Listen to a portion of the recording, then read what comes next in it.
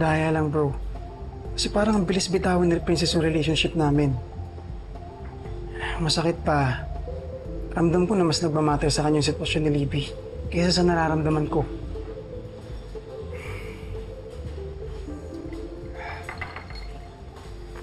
Minsan napapatanong na lang ako eh. Mahal ba talaga ako ni Princess? Bro, buti nga naging honest si Princess sa'yo eh. Sinabi niya sa'yo yung totoong nangyari. Hindi ka niya basta-basta iniwan na sa ere. Bro, okay lang naman sana yun. Kung valid yung reason. Pero bro, she broke up with me for Libby. Dahil naawa siya kay Libby. Dahil na rin sa kagustuhan ni Mama Divina niya. Naiintindihan kita, bro. Pero naiintindihan ko din si Princess. Eh, ang hirap lang kasi sa sitwasyon niya ngayon, yung humihingi ng pabor sa kanya, eh yung mami niya. Respetuhin na lang natin yung desisyon ni Princess. Madali sa'yo sabihin nyo kasi hindi naman ikaw yung nasa posisyon ko. Bro, paano mo ipaglalaban ng isang bagay kung yung kasama mong lumaban, sumuko na? Eh di ba sa isang relasyon, dapat tulungan kayo eh. No, binitawan ka na niya. Iniwan ka na ni Princess. And that's the reality. Teka lang. Pinapamukha mo sa akin na wala talagang pakialam sa akin si Princess? Na hindi na ako nagmamatter sa kanya? Hindi na... Hindi naman sa ganun. Bro, kilala mo ko.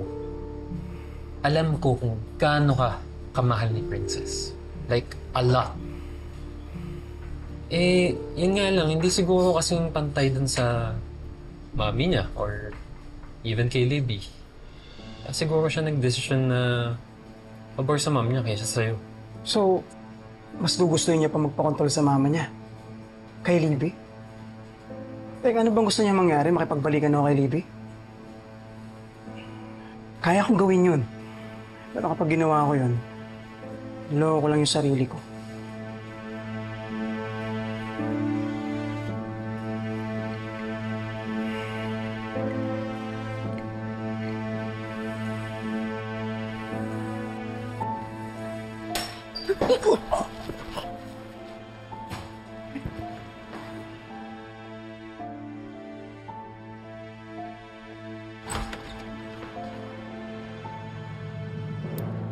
Excuse me?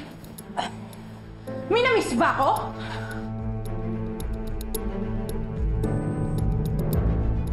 Okay na ako, Raymond.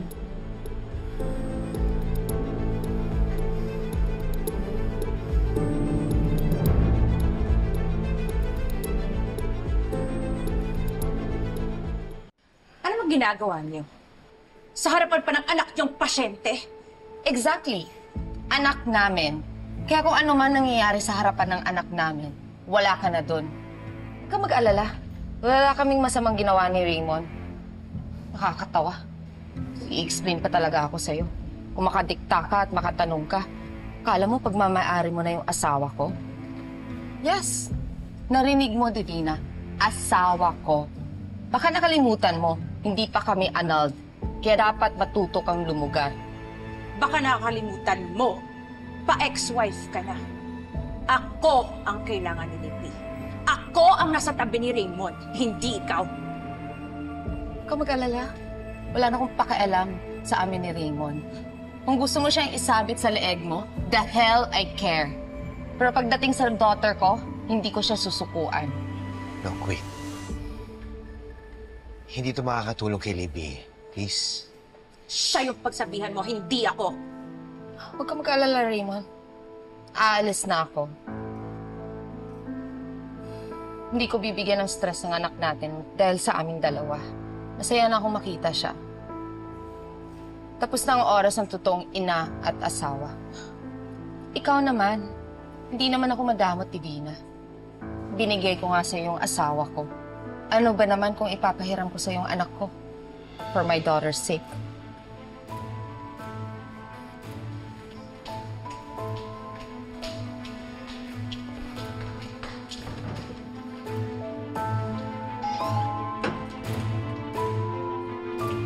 Adrian, anong ginagawa mo dito?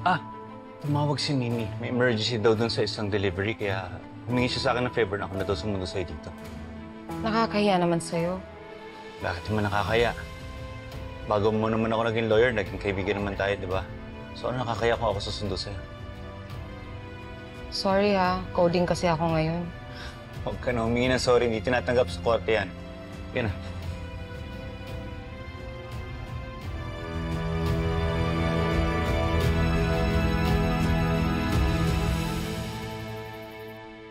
Madi-discharge na ako today, Ava.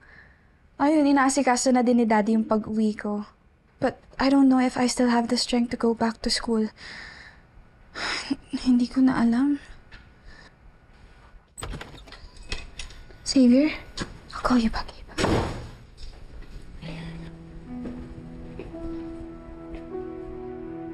Bakit nyo kami kailangan paghiwalay ni Princess?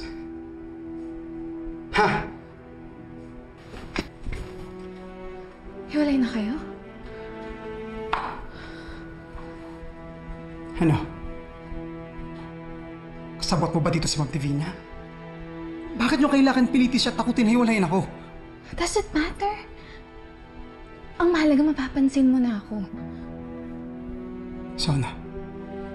Masaya ka na? Masaya na kayo? To be honest, yes.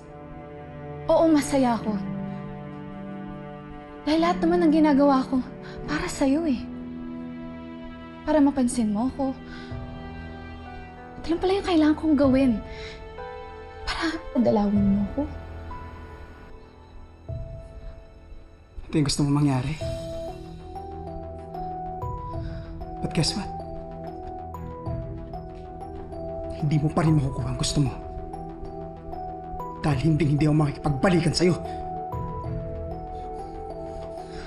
Sa ginagawa mo ngayon, sa tingin mo babalikan ka pa rin ni Princess?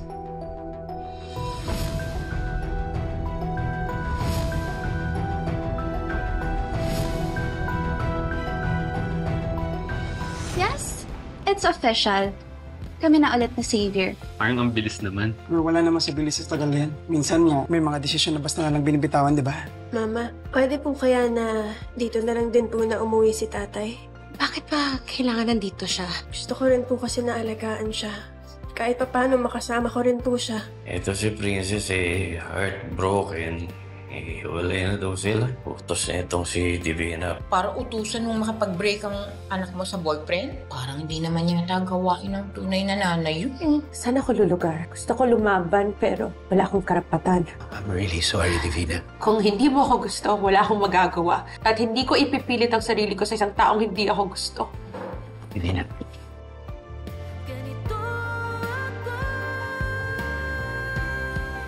Yours.